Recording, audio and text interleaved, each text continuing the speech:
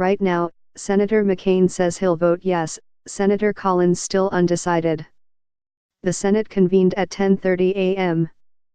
Thursday to continue discussing the bill after it passed a procedural vote on Wednesday. Debate is limited to 20 hours, and Republicans are still talking about changes to their tax plan before its final approval.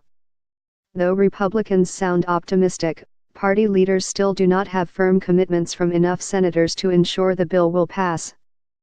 Senator John McCain says he'll vote yes on Senate tax bill, but Senator Susan Collins of Maine says she is still not committed to voting for the bill. Main areas of contention are whether to include a trigger to offset deficit impact and how low to make the corporate tax rate.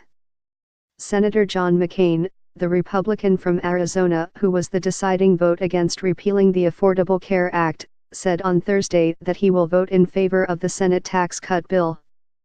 I believe this legislation, though far from perfect, would enhance American competitiveness, boost the economy, and provide long overdue tax relief for middle-class families, Mr. McCain said in a statement. Mr. McCain was seen as a wild card because of his willingness to buck his party's leadership in the health care vote earlier this year. He also voted against big Republican tax cut packages in 2001 and 2003. Some Republicans were worried that Mr. McCain could vote against the bill because of his sour relationship with President Trump. But Mr. McCain said that he was satisfied that the tax overhaul went through regular order in the Senate, with sufficient public hearings and opportunities for amendments. While he said he remained concerned about the deficit and acknowledged that the tax bill is not perfect, Mr. McCain said that on balance it would be good for the country. It's clear this bill's net effect on our economy would be positive, Mr. McCain said. Senator Susan Collins remains a key senator to watch, given she has yet to commit to the bill and could be the deciding vote between a tax bill that passes and one that fails. On Thursday, Ms. Collins outlined some of her priorities and concerns at a breakfast sponsored by the Christian Science Monitor.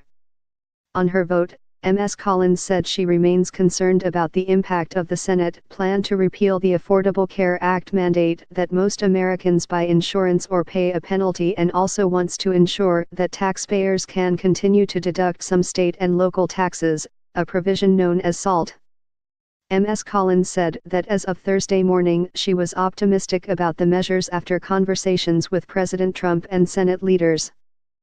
On the trigger, Ms. Collins said she had concerns that if economic growth does not meet expectations, the trigger would be a gut punch to the economy at precisely the moment programs like Medicaid and unemployment compensation are most needed. On the corporate tax rate, Ms. Collins said she was open to nudging the corporate tax rate above the 20% currently envisioned in the Senate bill. On automatic spending cuts that could be required by tax bill,